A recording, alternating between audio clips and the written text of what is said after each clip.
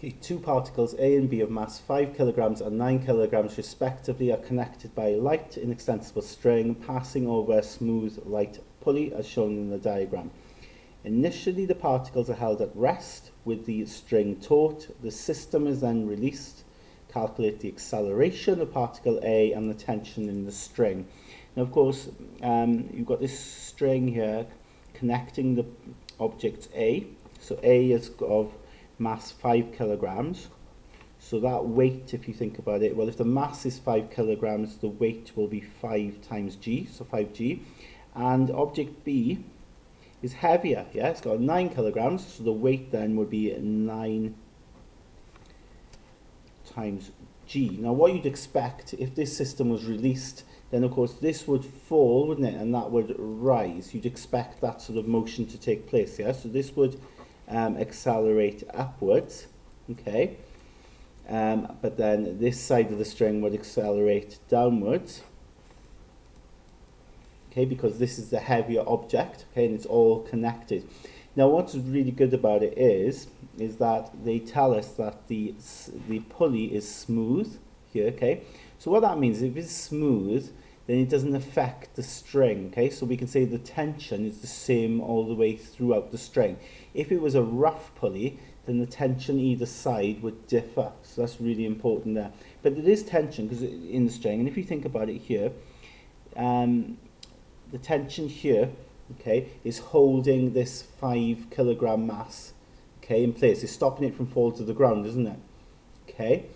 The tension in the string is holding it up, and similarly we can say here the tension here is holding the 9 kilogram mass rather than it falling to the ground, okay, so that's how the string is operating here. It's both of them are holding these masses in place, okay, and then it says that it's held at rest, doesn't it, so maybe something's holding the masses here, but when it gets released, as I said, what will happen is that the string will move then in this direction, yeah? It'll accelerate because this is the heavier object, so it will move like this, and this will rise, and then this will fall, okay? And it's the tension in the string then that's pulling this up, okay? And of course then the weight then is overcoming the tension in this string because the weight here is quite heavy.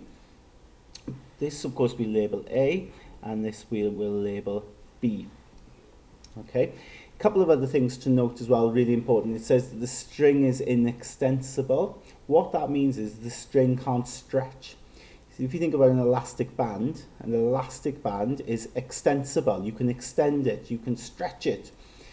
With an inextensible string, it cannot stretch. So what that means is that the system will move perfectly together. It will have the same acceleration throughout the whole string. So that's why we can say the A here is the same as the A on this side. The speeds will be the same perfectly because the string isn't stretching. And the other thing as well, it says that it's a light string. Now a light string means that it hasn't got any weight. And what's great about that is it's got no weight, so we don't need to consider Newton's law when it comes to the string. We just need to focus on the particles. So what I'm going to do now, I'm going to apply Newton's second law, okay, at A and at B. So if we look at A, okay, at A, well, when we resolve here, remember Newton's second law is resultant force equals to mass times acceleration, okay, and that is in the direction of motion. Now at A, it's going up, isn't it? Okay, we're accelerating upwards. So if it's going upwards, the tension in the string has got to be bigger than that weight, okay, because it's pulling it up. It's stronger than the weight. So the resultant force will be T, take away the resistance of the weight, which is minus 5g, and that will equal to the mass then of A, which is 5 times the acceleration. If we then look at B, okay, now of course that then is going downwards at B. Well, the mass here is bigger than the tension, yeah, in the string, okay, because that's the bigger mass and it's taking it down. So the resultant force will be the 9g, which is in the direction of motion it's going in. That's the leading force. Take away then the tension, and that will equal to then the mass of B times acceleration using Newton's second law. Now you've got two equations, okay, equation 1, equation 2, And perhaps you guessed it now, because we've got to work out the acceleration, as it says here, and we've got to work out the tension.